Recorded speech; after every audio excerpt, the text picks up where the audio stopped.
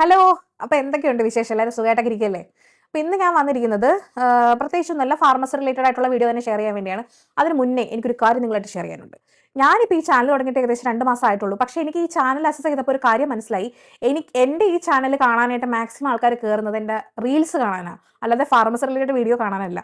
കാരണം ഞാനിപ്പോൾ ഏകദേശം 8ാമത്തെ വീഡിയോ ആണ്, 8 9ാമത്തെ വീഡിയോ ആണ് ഞാൻ ചെയ്യാൻ പോകുന്നത്.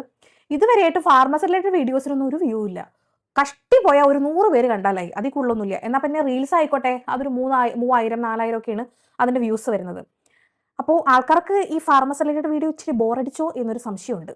എനിവേ എന്ത് ചെയ്യാൻ പറ്റും, എൻ്റെ പ്രൊഫഷൻ ഇതായിപ്പോയി. എനിക്കിത് നിങ്ങളായിട്ട് ഷെയർ ചെയ്യാനൊക്കെ വളരെയധികം ഇഷ്ടമുള്ളതുകൊണ്ടാണ് ഞാനിത് നിങ്ങളായിട്ട് ഷെയർ ചെയ്യുന്നത് കേട്ടോ. അപ്പോൾ ഇഷ്ടമുള്ളവരൊക്കെ ഇനിയും കാണുക, മാക്സിമം കാണാൻ ശ്രമിക്കുക. കാരണം ചെറിയ അറിവുകളാണെങ്കിൽ കൂടി അത് നിങ്ങളിപ്പോൾ ഒരു ഗ്രൂപ്പായിട്ടൊക്കെ ഇരിക്കുമ്പോൾ നിങ്ങൾക്ക് പറയാലോ, ഇതൊക്കെ ഇത്രയൊക്കെ ഉള്ളൂ, ഇതൊക്കെ എനിക്ക് അറിയാവുന്ന കാര്യമല്ലേ എന്നൊക്കെയുള്ള രീതിയിൽ നിങ്ങൾക്ക് നിങ്ങളുടെ അറിവ് എന്നുള്ള രീതിയിൽ ഷെയർ ചെയ്യാലോ. അതാണ് ഞാനിങ്ങനെ ഓരോ കാര്യങ്ങളൊക്കെ ഇടുന്നത്. പിന്നെ വേറൊരു കാര്യം എന്ന് പറഞ്ഞാൽ, കുറേ ആളുകൾ ഇത് സബ്സ്ക്രൈബ് ചെയ്യാത്തവരുണ്ട് കേട്ടോ ഇപ്പോഴും. അപ്പോൾ ദയവ് ചെയ്ത് സബ്സ്ക്രൈബ് ചെയ്ത് വിടുക. കാരണം ഈ സബ്സ്ക്രിപ്ഷൻ എന്ന് പറഞ്ഞു കഴിഞ്ഞാൽ കോണ്ടന്റ് ചെയ്യുന്ന കോണ്ടന്റ് ക്രിയേറ്റേഴ്സിന് ഒരു മോട്ടിവേഷനാണ്, ഒരു ബൂസ്റ്റാണ്. കാരണം സബ്സ്ക്രൈബേഴ്സ് കൂടുമ്പോൾ അവർ മാക്സിമം അതിൽ എന്താ പറയുക, ഇൻവോൾവ്ഡ് ആവും. അല്ലാത്ത പക്ഷം അവരൊരു മോട്ടിവേഷൻ ഒന്നുമില്ലാതെ കുറച്ചൊരു ഇത്തിരി ഇതായി പോകും. ആ ഒരു കണ്ടീഷനാണ് ഇപ്പോൾ എനിക്കുള്ളത് കേട്ടോ.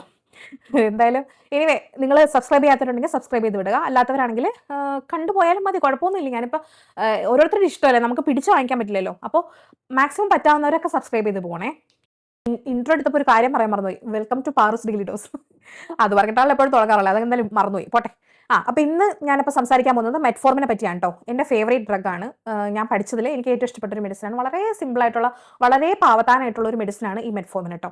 ഇപ്പോൾ മെറ്റ്ഫോർമിനെ അറിയാത്തവരായിട്ട് ഈ ലോകത്ത് വളരെ കുറച്ച് ആളുകളെ ഉണ്ടാവുള്ളൂ. കാരണം നമ്മുടെ പ്രമേഹം അഥവാ ഡയബറ്റീസ് ഉള്ള ഇപ്പോൾ ഡയബറ്റീസ് കോമൺ ആയിട്ട് വരികയാണല്ലോ. അപ്പോൾ എല്ലാത്തിലും ഫസ്റ്റ് ലൈൻ ഓഫ് ഡ്രഗാണ് ഈ മെറ്റ്ഫോർമിൻ എന്ന് പറയുന്നത് കേട്ടോ. അപ്പോൾ എന്തായാലും ഇന്നത്തെ എൻ്റെ ഈ ഒരു വീഡിയോ മെറ്റ്ഫോർമിന് വേണ്ടി ഞാൻ ഡെഡിക്കേറ്റ് ചെയ്യുകയാണ്.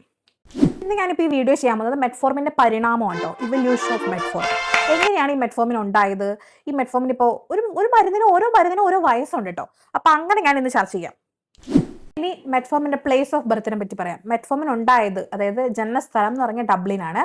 മെറ്റ്ഫോർമിൻ്റെ ഏജ് എന്ന് പറഞ്ഞു കഴിഞ്ഞാൽ ഏകദേശം 100+ ഇയേഴ്സ് ആയി, 100 വർഷത്തിൽ കൂടുതലായി.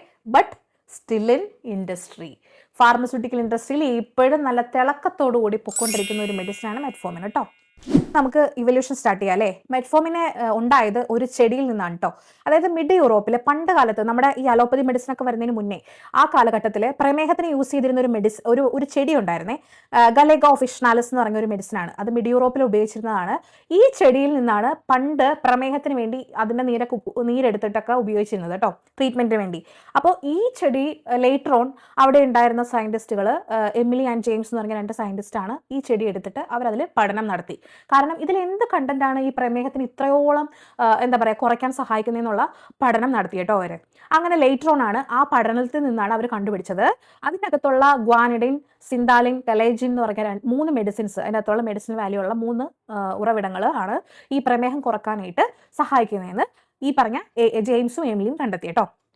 അപ്പോൾ അങ്ങനെയുള്ള മരുന്നുകളെ കണ്ടുപിടിച്ചുകൊണ്ടിരിക്കുന്ന സമയത്താണ് അവർക്ക് മനസ്സിലായത് ഈ പറഞ്ഞ ഗലേജിനും സിന്താലിനൊക്കെ വളരെ ടോക്സിക് ആണ്. അതുപോലെ തന്നെ അത് സൈഡ് എഫക്ട്സുകളൊക്കെ വളരെ ഭയങ്കരമായിട്ടുള്ള സൈഡ് എഫക്ട്സ് ഒക്കെ ഉണ്ടാക്കുന്നുണ്ട്. സോ അത് കൊടുക്കാൻ പറ്റില്ല എന്ന്. അങ്ങനെ അതവിടെ സ്റ്റോപ്പ് ചെയ്തു. അപ്പോഴും ഗ്വാനിഡിൻ പെട്ടെന്ന് നമുക്ക് ഒരു ഹ്യൂമണിന് ഒരു മനുഷ്യന് കൊടുക്കാൻ പറ്റില്ല, കാരണം അത് വളരെ ടോക്സിക് ആണ്. അപ്പോൾ ജീൻ സ്റ്റേൺ എന്ന് പറഞ്ഞ സയൻറ്റിസ്റ്റാണ് ഈ ഗ്വാനിഡിനെ ഒരു രൂപമാറ്റമൊക്കെ വരുത്തി, അതിൻ്റെ സ്ട്രക്ചറൽ ഡിഫറൻസ് എല്ലാം വരുത്തി ബൈഗോണൈഡ്സ് എന്ന കാറ്റഗറിയിലേക്ക് ആക്കി. എന്നിട്ട് അത് പ്രമേഹത്തിന് വേണ്ടി കണ്ടുപിടിച്ചു. അതായത് മെറ്റ്ഫോർമിൻ അങ്ങനെയാണ് കണ്ടുപിടിച്ചത് കേട്ടോ. ബൈഗോണൈഡ്സ് കാറ്റഗറി ഉണ്ടാക്കിയിട്ടാണ് കണ്ടുപിടിച്ചത്. അപ്പോൾ ഗ്വാനിഡിൻ എന്ന് പറഞ്ഞാൽ ഇറ്റ്സെൽഫ് കൊടുക്കാൻ പറ്റില്ല. അപ്പോൾ അങ്ങനെ ബൈഗോണൈഡ്സ് ആകുമ്പോഴേക്കും എന്താ പറ്റുക, അത് മനുഷ്യ ശരീരത്തിന് വളരെ സേഫുമാണ്, വേറെ കുഴപ്പങ്ങളൊന്നും ഉണ്ടാക്കില്ല. അങ്ങനെയാണ് മെറ്റ്ഫോർമിൻ ജീൻ സ്റ്റേണിനാണ് കണ്ടുപിടിച്ചത്. അതിനുശേഷം 1970s ഇന്ത്യയിൽ നമ്മുടെ സിഡസ്കോ, central drug standard control organisation, അതിന് അനുമതി കൊടുക്കുന്നത്. അപ്പം 1970s നമ്മുടെ ഇന്ത്യയിലേക്ക് മെറ്റ്ഫോർമിൻ വന്നു. അപ്പോഴും അമേരിക്കയിലേക്ക് മെറ്റ്ഫോർമിൻ പോയിട്ടില്ല. അമേരിക്കയിലേക്ക് അനുമതി കിട്ടുന്നത്, FDA അനുമതി കൊടുക്കുന്നത് 1990s കേട്ടോ. അപ്പോൾ അത്രയും ഡിഫറൻസ് ഉണ്ട്. അപ്പോൾ നമ്മുടെ ഇന്ത്യയിലെ മെറ്റ്ഫോർമിൻ്റെ വയസ്സ് എന്ന് പറഞ്ഞാൽ ഇപ്പോൾ 50 വയസ്സിൽ കൂടുതലായി. പക്ഷേ അമേരിക്കയിൽ ഇപ്പോഴും 30 കഴിഞ്ഞ ആ ഒരു പ്രായക്കാരനാണ് കേട്ടോ മെറ്റ്ഫോർമിൻ. അപ്പോൾ നമ്മൾ ഇന്ത്യക്കാർ നേരത്തെ മുതൽ മെറ്റ്ഫോർമിൻ യൂസ് ചെയ്യുന്ന ആൾക്കാരാണ് കേട്ടോ. അപ്പോൾ എല്ലാവർക്കും മെറ്റ്ഫോമിൻ ഉണ്ടായത് എങ്ങനെയാണെന്ന് മനസ്സിലായില്ലേ? അപ്പോൾ ഒരു ചെടിയിൽ നിന്നാണ് മെറ്റ്ഫോമിൻ ഉണ്ടായത് കേട്ടോ. അപ്പോൾ മെറ്റ്ഫോമിൻ ആ ചെടിയിലെ കണ്ടന്റിൽ നിന്നാണ് മെറ്റ്ഫോമിൻ ഇങ്ങനെ രൂപമാറ്റം വന്ന് ഇപ്പോൾ നമ്മുടെ ഇൻഡസ്ട്രിയിൽ നമ്മുടെ കയ്യിലേക്ക് മെറ്റ്ഫോമിൻ ആയിട്ട് കിട്ടുന്നത് കേട്ടോ. അപ്പോൾ മെറ്റ്ഫോമിന്റെ പിതാവ് എന്ന് പറഞ്ഞാൽ ഗ്വാനിഡിൻ ആണ്. ഗ്വാനിഡിന്റെ കണ്ടന്റിൽ നിന്നാണ് ഈ പറഞ്ഞ മെറ്റ്ഫോമിൻ ഉണ്ടാകുന്നത്. മെറ്റ്ഫോമിന്റെ സിബ്ലിങ്സ് എന്ന് പറഞ്ഞാൽ ഫെൻഫോർമിനും ബ്യൂഫോർമിനും. അവർ രണ്ടുപേരും ഇപ്പോൾ ഇല്ല, അവരെ മുളയിൽ നുള്ളിക്കളഞ്ഞു. കാരണം കയ്യിലിരിപ്പോണ്ട നല്ല രീതിയിൽ സൈഡ് എഫക്ട്സ് ഉണ്ടാക്കുമായിരുന്നു. അങ്ങനെയാണ് അവരെ നിർത്തലാക്കിയത് കേട്ടോ. പക്ഷേ ഇത്രയും വർഷമായിട്ട് മെറ്റ്ഫോമിൻ ഈ ഇൻഡസ്ട്രിയിൽ നിൽക്കുന്നത് എന്തുകൊണ്ടാണ്? ആർക്കും ഒരു ദോഷം ചെയ്യാതെ പറഞ്ഞ ആ കാര്യങ്ങൾ കറക്റ്റായിട്ട് ശരീരത്തിൽ വന്ന് എഫക്റ്റ് ചെയ്ത് അതിൻ്റെ ആ കറക്റ്റ് എഫക്റ്റ് കൊടുക്കുന്നു. അതുകൂടാതെ വേറെ പല അഡിക്റ്റീവ് എഫക്ട്സും അതായത് വളരെ യൂസ്ഫുൾ ആയിട്ടുള്ള എഫക്ട്സും മെറ്റ്ഫോമിൻ കൊടുക്കുന്നുണ്ട്. അതുകൊണ്ടാണ് മെറ്റ്ഫോമിൻ ഇത്രയും വർഷമായിട്ടും ഇൻഡസ്ട്രിയിൽ നിൽക്കുന്നത് കേട്ടോ. അപ്പോൾ അതുകൊണ്ടാണ് എനിക്ക് മെറ്റ്ഫോമിനോട് ഇത്ര അധികം സ്നേഹം കേട്ടോ. ഞാൻ പറയാൻ പോകുന്നത് മെറ്റ്ഫോമിൻ്റെ വേറൊരു കാര്യമാണേ. ഈ മെറ്റ്ഫോമിൻ ഇറങ്ങുന്നതിന് മുന്നേ ഇതിൻ്റെ പേര് ഗ്ലൂക്കോഫേജ് എന്നായിരുന്നു കേട്ടോ. ഗ്ലൂക്കോഫേജ് എന്ന് പറഞ്ഞു കഴിഞ്ഞാൽ പഞ്ചസാരയെ തിന്നുന്നവൻ. എന്താ അല്ലേ ഓരോരോ പേരുകളെ. അതായത് പണ്ട് കാലത്ത് ഗ്ലൂക്കോഫേജ് എന്നായിരുന്നു മെറ്റ്ഫോമിനെ വിളിച്ചുകൊണ്ടിരുന്നത്. ഷുഗർ ഈറ്റേഴ്സ് അങ്ങനെയാണ് വിളിച്ചുകൊണ്ടിരുന്നത്. കാരണം അതിൻ്റെ ആ പേരിൽ തന്നെയുണ്ട് അവൻ്റെ മെക്കാനിസം ഓഫ് ആക്ഷൻ. അതായത് പഞ്ചസാരേനെ തിന്നുകളയും, ഇതാണ് ആക്ഷൻ തന്നെ. അപ്പോൾ ഇതായിരുന്നു ആദ്യത്തെ മെറ്റ്ഫോമിൻ്റെ പേര് കേട്ടോ, ഗ്ലൂക്കോഫേജ്.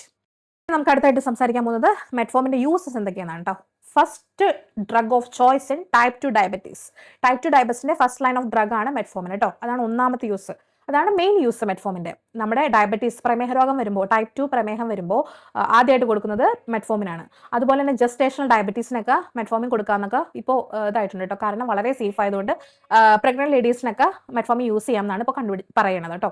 അതോടൊപ്പം തന്നെ PCOS, പോളിസിസ്റ്റിക് ഓവറിയൻ സിൻഡ്രോം എന്നുള്ളൊരു അസുഖം വരുമ്പോൾ ആ സമയത്ത് ഈ ആർത്തവ ചക്രത്തിന്റെ പ്രശ്നങ്ങൾ, അതായത് മെൻസ്ട്രൽ ഇറഗുലാരിറ്റീസ് ഒക്കെ ഉള്ള പേഷ്യൻസ് ആണെങ്കിൽ അവർക്കും ഈ മെറ്റ്ഫോമിൻ കൊടുക്കാറുണ്ട്. അതുപോലെ തന്നെ വെയിറ്റ് മാനേജ്മെന്റ് ആയിട്ടുള്ള ആളുകൾക്ക് വെയിറ്റ് കുറയ്ക്കാനായിട്ട് മെറ്റ്ഫോമിൻ സഹായിക്കാറുണ്ട്. അങ്ങനെയുള്ളവർക്കും കൊടുക്കാറുണ്ട്. അതുകൂടാതെ ഇൻസുലിൻ റെസിസ്റ്റൻസ് ഉള്ള പേഷ്യൻസ്, മെറ്റബോളിക് സിൻഡ്രോം ഉള്ള പേഷ്യൻസ്, ഇൻസുലിൻ റെസിസ്റ്റൻസ് ഉള്ള പേഷ്യൻസിലാണെങ്കിൽ ഒരു ഇൻസുലിൻ സെൻസിറ്റൈസ്ഡ് ആണ് ഈ മെറ്റ്ഫോമിൻ. അപ്പോൾ അങ്ങനെയുള്ള പേഷ്യൻസിന് മെറ്റ്ഫോമിൻ കൊടുക്കാറുണ്ട് കേട്ടോ. അപ്പോൾ ഇതൊക്കെയാണ് മെയിനായിട്ട് മെറ്റ്ഫോമിൻ കൊടുക്കുന്ന കാര്യങ്ങൾ. മെറ്റ്ഫോമിൻ്റെ യൂസ് എന്ന് പറഞ്ഞാൽ ഇതെല്ലാമാണ്. അതോടൊപ്പം തന്നെ ഇപ്പോൾ ലേറ്റസ്റ്റ് ആയിട്ട് കുറച്ച് സ്റ്റഡീസ് ഒക്കെ നടക്കുന്നുണ്ട്. ഈ മെറ്റ്ഫോമിൻ കഴിച്ച പേഷ്യൻസിൽ അവരുടെ ഏജിങ് കൂട്ടുന്ന ഫാക്ടേഴ്സ് ഉണ്ടല്ലോ, ഇപ്പോൾ ചുളിവുകൾ അങ്ങനെയുള്ള കാര്യങ്ങൾ, അതെല്ലാം ഈ മെറ്റ്ഫോമിൻ കഴിച്ച പേഷ്യൻസിൽ കുറവാണെന്ന് കണ്ടുപിടിച്ചിട്ടുണ്ട്. സോ മേ ബി ഇനി അതും ഒരു നല്ല എഫക്റ്റ് ആയിട്ട് കാണാനായിട്ടുള്ള ഒരു ചാൻസ് ഉണ്ട് കേട്ടോ. അപ്പോൾ ഇതൊക്കെയാണ് മെയിൻ ആയിട്ടുള്ള മെറ്റ്ഫോമിൻ്റെ യൂസുകൾ കേട്ടോ. പിന്നെ മെക്കാനിസത്തിനെ പറ്റി സംസാരിക്കാം കേട്ടോ. മെറ്റ്ഫോമിൻ മെയിനായിട്ട് 3 ടൈപ്പ് രീതിയിലാണ് ആക്ട് ചെയ്യുന്നത്. ഒന്നാമത്തത് മെയിനായിട്ട് കരളിലാണ് ആക്ട് ചെയ്യുന്നത്. കരളിലുള്ള ഗ്ലൂക്കോണിയോജനസിസ്, അതായത് ഷുഗറിൻ്റെ പ്രൊഡക്ഷനൊക്കെ ഇത് അങ്ങ് സ്ലോ ഡൗൺ ചെയ്യുന്നു. അപ്പോൾ ഷുഗർ പ്രൊഡക്ഷൻ നടക്കത്തില്ല. അപ്പോൾ അങ്ങനെ ഫലമായിട്ട് ഈ ഷുഗറൊന്നും കൂടുതലായിട്ട് ബ്ലഡിലേക്ക് വരത്തില്ല. അപ്പോൾ അങ്ങനെയാണ് ഈ പ്രമേഹ രോഗികളിലൊക്കെ കൂടുതലായിട്ടും ഇത് എഫക്റ്റ് ചെയ്യുന്നത്. രണ്ടാമത്തെ രീതി എന്ന് പറഞ്ഞു കഴിഞ്ഞാൽ നമ്മുടെ ഇൻസുലിൻ സെൻസിറ്റൈസറായിട്ട് ആക്ട് ചെയ്യുന്നു. ഇൻസുലിൻ നമ്മൾ ലാസ്റ്റ് വീഡിയോയിൽ ഞാൻ പറഞ്ഞായിരുന്നില്ലേ ഇൻസുലിൻ റെസിസ്റ്റൻസിനെ പറ്റി. അപ്പോൾ ആ ഇതിൽ പറഞ്ഞായിരുന്നു നമ്മുടെ ഇൻസുലിൻ റെസിസ്റ്റൻസ് വന്നു കഴിയുമ്പോഴേക്കും കോശങ്ങളിലേക്ക് ഈ ഇൻസുലിൻ്റെ ഹെൽപ്പോട് കൂടി ഗ്ലൂക്കോസ് കയറാതെ ആകുമ്പോൾ ബ്ലഡിൽ തന്നെ ഗ്ലൂക്കോസിൻ്റെ ലെവൽ കൂടിയിട്ട് പിന്നീട് അത് പ്രമേഹ രോഗത്തിലേക്കൊക്കെ പോകാൻ ചാൻസ് ഉണ്ട്. അപ്പോൾ അതാണ് ഇൻസുലിൻ റെസിസ്റ്റൻസിൻ്റെ കേസിൽ പറയുന്നത്. അപ്പോൾ ഈ മെറ്റ്ഫോമിൻ എന്താ ചെയ്യുന്നതെന്ന് വെച്ചാൽ ഇൻസുലിൻ സെൻസിറ്റൈസർ ആക്കും. അപ്പോൾ അങ്ങനെ വരുമ്പോഴേക്കും ഇൻസുലിൻ്റെ സെൻസിറ്റിവിറ്റി കൂടുമ്പോൾ ഈ കോശങ്ങളിലേക്ക് ഗ്ലൂക്കോസ് എത്തി അത് ഊർജ്ജമാക്കി കൺവേർട്ട് ആക്കുന്നു. അപ്പോൾ അവിടെ ഈ പറഞ്ഞ ഗ്ലൂക്കോസിൻ്റെ ബ്ലഡിൽ തന്നെയുള്ള ആ ഒരു ഇതങ്ങ് കുറയ്ക്കും. അപ്പം അങ്ങനെ രണ്ടാമത്തെ ഒരു ആക്ഷനാണ്. ഇനി മൂന്നാമതായിട്ട് ഇത് ആക്ട് ചെയ്യുന്നതെന്ന് പറഞ്ഞാൽ ഭക്ഷണത്തിൽ നിന്നുള്ള ഗ്ലൂക്കോസിൻ്റെ അബ്സോർപ്ഷൻ. അതായത് നമ്മളിപ്പോൾ കാർബോഹൈഡ്രേറ്റ് കഴിച്ചു കഴിഞ്ഞാൽ ഉറപ്പായിട്ടും അത് ഗ്ലൂക്കോസ് ആയിട്ട് കൺവേർട്ട് ആവുമല്ലോ. ഈ ഗ്ലൂക്കോസ് നമ്മുടെ ബ്ലഡിൽ കൂടുമ്പോഴാണ് പിന്നീട് ഡയബറ്റീസ് എന്ന് പറഞ്ഞ ഒരു അവസ്ഥയിലേക്കൊക്കെ പോകുന്നത് അല്ലേ.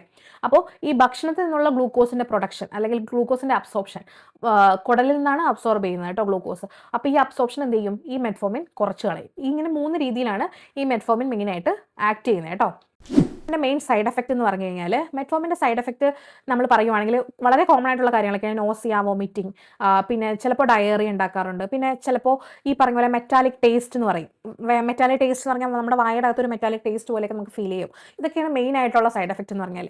പിന്നെ ഹൈപ്പോഗ്ലൈസീമിയ പൊതുവേ ഇത് അധികം അങ്ങനെ പ്രശ്നക്കാരനല്ല. പിന്നെ ചില സന്ദർഭങ്ങളിലാണ് ഹൈപ്പോഗ്ലൈസീമിയ എന്നുള്ളൊരു കണ്ടീഷൻ വരാറുള്ളതും. അതുപോലെ ലാക്റ്റിക് അസിഡോസിസ് എന്ന് പറഞ്ഞാൽ വളരെ റെയർ ആയിട്ടുള്ള അസുഖം വരാറുള്ളത്. അങ്ങനെ കണ്ടിട്ടില്ല, പക്ഷേ ഇതൊക്കെയാണ് വളരെ റെയർ എന്ന് പറഞ്ഞ ഒരു സൈഡ് എഫക്റ്റിൽ വരുന്നത്. ബാക്കിയെല്ലാം കൊണ്ടും ഈ സാധാരണയായിട്ടുള്ള ഈ ഗ്യാസ്ട്രിക് ഇറിറ്റേഷൻ അങ്ങനെയുള്ള കാര്യങ്ങളൊക്കെ ഉണ്ടാവാറുള്ളൂ. അതെല്ലാം വളരെ കോമൺ ആയിട്ടുള്ള കാര്യമാണ്. ഇതൊക്കെയാണ് മെയിൻ സൈഡ് എഫക്റ്റ്. അതിനോടൊപ്പം തന്നെ നമ്മൾ ഇമ്പോർട്ടൻ്റ് ആയിട്ട് ചെക്ക് ചെയ്യേണ്ട കാര്യം എന്ന് പറഞ്ഞാൽ വൈറ്റമിൻ B12 ഡെഫിഷ്യൻസി. അതൊരു വലിയ കാര്യമാണ്. അതും ഈ മെറ്റ്ഫോമിൻ കഴിക്കുന്ന, അതായത് long term use of metformin കാരണം ഉണ്ടാവാറുണ്ട്. അപ്പോൾ മെറ്റ്ഫോമിൻ കഴിക്കുന്ന എല്ലാവരും ചെയ്യേണ്ട ഒരു കാര്യമാണ് ഇയർലി വൺസ് എങ്കിലും നിങ്ങളുടെ വൈറ്റമിൻ B12 ചെക്ക് ചെയ്യണം കേട്ടോ. മെറ്റ്ഫോമിൻ എടുക്കുന്ന എല്ലാവരും പ്രത്യേകിച്ച് ഒരു ലോങ് ടേം യൂസ് ആയിട്ട് എടുക്കുന്ന എല്ലാവരും ഉണ്ടെങ്കിൽ വൈറ്റമിൻ B12 ചെക്ക് ചെയ്യേണ്ടത് വളരെ അത്യന്താപേക്ഷിതമാണ് കേട്ടോ. കാരണം വൈറ്റമിൻ B12 ആണ് നമ്മുടെ നെർവ് കണ്ടക്ഷൻ ഒക്കെ ഹെൽപ്പ് ചെയ്യുന്നത് കേട്ടോ. അപ്പോൾ അതുകൊണ്ട് എല്ലാവരും മെറ്റ്ഫോമിൻ ലോങ് ടേം ആയിട്ട് യൂസ് ചെയ്യുന്ന ആളുകളാണെങ്കിൽ ഇയർലി വൺസ് എങ്കിലും നിങ്ങൾ വൈറ്റമിൻ B12 ഒന്ന് ചെക്ക് ചെയ്യണം കേട്ടോ. എന്നിട്ട് അതിലെന്തെങ്കിലും കുറവുണ്ടെങ്കിൽ നിങ്ങൾ നിങ്ങളുടെ ഹെൽത്ത് കെയർ പ്രൊഫഷണൽ അല്ലെങ്കിൽ നിങ്ങളുടെ ഡോക്ടറിനെ വെച്ചിട്ട് ഡോക്ടറോട് പറയുക കാര്യങ്ങൾ. അപ്പോൾ ഡോക്ടർ നിങ്ങൾക്ക് അതിന് സപ്ലിമെൻറ്റ്സ് ഒക്കെ എഴുതി തരുന്നതാണ്. വൈറ്റമിൻ B12 ഡെഫിഷ്യൻസി ഉണ്ടെങ്കിൽ അത് നിങ്ങൾ അതിനുള്ള പരിഹാരങ്ങൾ കണ്ടെത്തണം. അപ്പോൾ ഇത്രയേ ഉള്ളൂ മെറ്റ്ഫോമിൻ്റെ കാര്യങ്ങൾ കേട്ടോ. ഇനി മെറ്റ്ഫോമിൻ്റെ മെക്കാനിസം എനിക്ക് ഡീറ്റെയിൽ ആയിട്ട് നിങ്ങൾക്ക് പറഞ്ഞു തരണം. എന്നാലും നിങ്ങൾക്ക് എങ്ങനെയാണ് ഈ വൈറ്റമിൻ B12 ഡെഫിഷ്യൻസി ഉണ്ടാകുന്നത് എന്നുള്ളത് മനസ്സിലാകുള്ളൂ. അപ്പോൾ അതിനെപ്പറ്റി ഞാൻ ഇനി ഒരു ഡീറ്റെയിൽഡ് വീഡിയോ ചെയ്യാം. അപ്പോൾ ഇത്രയൊക്കെ ഉള്ളൂ മെറ്റ്ഫോമിനെ പറ്റി പറയാനായിട്ട്. One of the safest drug ആണ്. വേറെ ഒരു പ്രശ്നമില്ല. നമ്മുടെ ഓൾമോസ്റ്റ് എല്ലാ ആളുകൾക്കും ഇത് ഒരു വളരെ കാം ആൻഡ് ക്വൈറ്റ് ആയിട്ടുള്ളൊരു ഡ്രഗ് ആണ് കേട്ടോ. പിന്നെ ഇതിൽ ഏറ്റവും ശ്രദ്ധിക്കേണ്ടത് ഈ ലോങ് ടേം യൂസ് ആയിട്ടുള്ള ആൾക്കാർ വൈറ്റമിൻ B12 ചെക്ക് ചെയ്യുക എന്നുള്ളതാണ്. ബാക്കി ലേറ്റർ ഓൺ വീഡിയോയിൽ ഞാൻ എൻ്റെ എക്സ്പ്ലനേഷൻ പറഞ്ഞു തരാം. അപ്പോൾ ഇത്രയൊക്കെ ഉള്ളൂ. എല്ലാവരും ശ്രദ്ധിച്ച് കേൾക്കുക, മനസ്സിലാക്കുക, ഷെയർ ചെയ്യുക. ഇത്രയേ ഉള്ളൂ കേട്ടോ. അപ്പോൾ ഇനി സബ്സ്ക്രൈബ് ചെയ്യാത്ത ആൾക്കാരുണ്ടെങ്കിൽ എന്തായാലും നിങ്ങൾ സബ്സ്ക്രൈബ് ചെയ്യുക. പിന്നെ ലൈക്ക് ചെയ്യണം, കമൻറ്റ്സ് ചെയ്യണം. എന്തെങ്കിലും ഡൗട്ട്സ് ഒക്കെ ഉണ്ടെങ്കിൽ അത് നിങ്ങൾ ചോദിക്കുക. ഓക്കെ, അപ്പോൾ അടുത്ത വീഡിയോയിൽ കാണാം. അതുവരെ ബൈ ബൈ.